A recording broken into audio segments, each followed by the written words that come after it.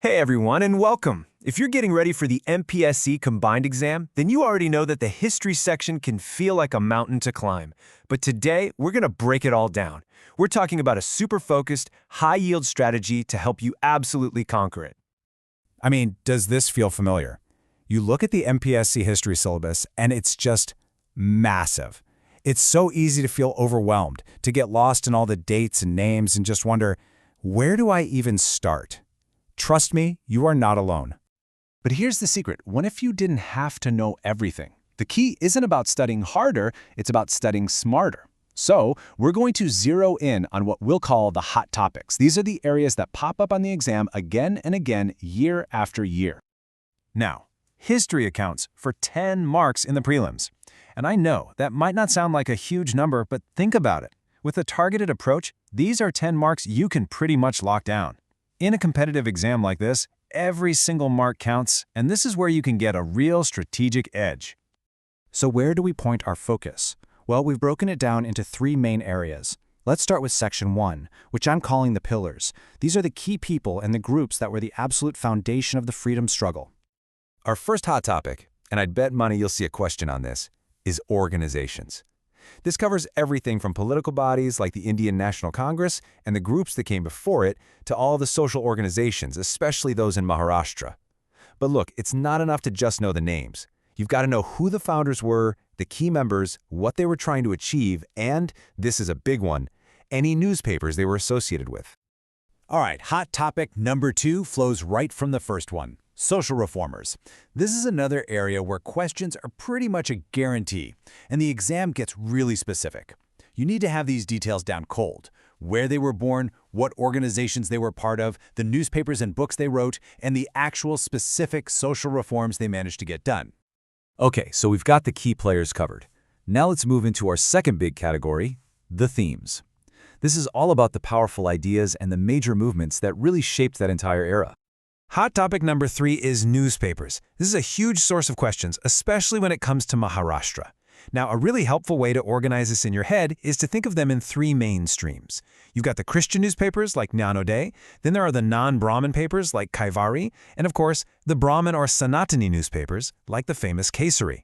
Understanding these different perspectives is absolutely crucial. Next up, and this is the big one, the revolutionary movements in Maharashtra.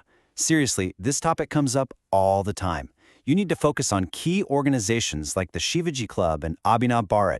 You have to know the major figures. We're talking V.D. Savarkar, Senapati Bapat, and be ready for questions on specific events, the famous trials, and all the revolutionaries connected to them.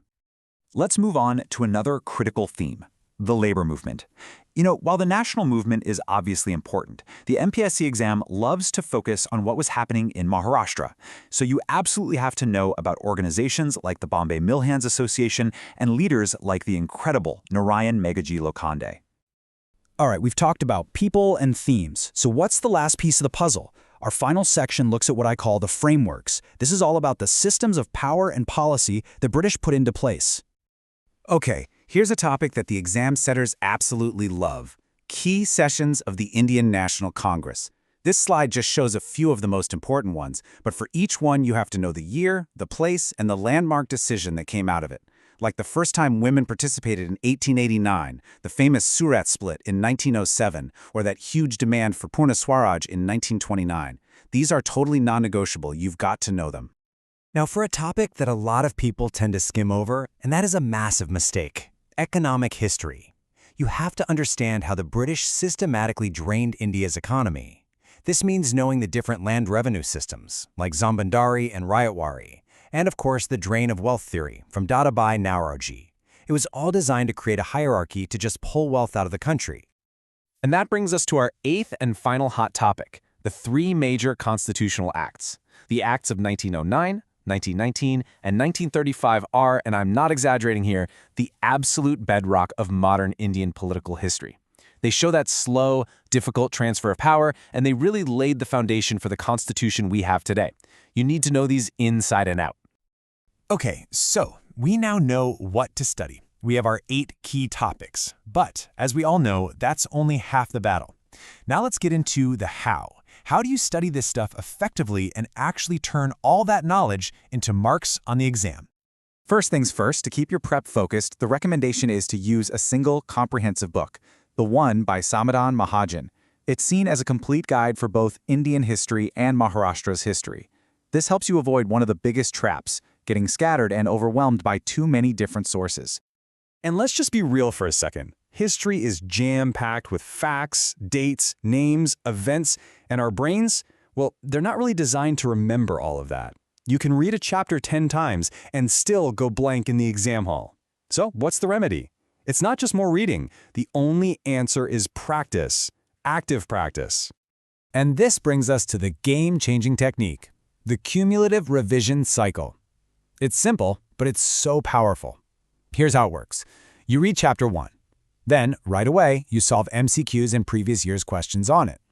Then, when you move on to Chapter 2, you also quickly revise Chapter 1 and then solve questions for both Chapter 1 and 2. By the time you get to, say, Chapter 4, you're practicing questions from all the previous chapters combined. This constant cumulative practice is the only way to really cement those facts in your long-term memory. So there you have it. It's a simple two-part formula. 1. Focus your limited time and energy on these 8 high-yield topics. 2. Apply that cumulative revision cycle relentlessly. That combination right there is your most direct, most efficient path to scoring really well in the history section. And let's take a step back and ask why any of this matters beyond the exam hall. The source material makes this really beautiful point. Studying history makes a future officer dolas. It's a Marathi word that means perceptive or insightful. It gives you the context, the vision, to understand the deep roots of the problems you see today. And that's an absolutely crucial skill for any good public servant. So, I'll leave you with this final thought. When you use this strategy, you're not just cramming facts for a test, you're actually building the analytical foundation that you'll need as a future leader. So the real question is, are you ready to stop just studying history and start thinking like an officer?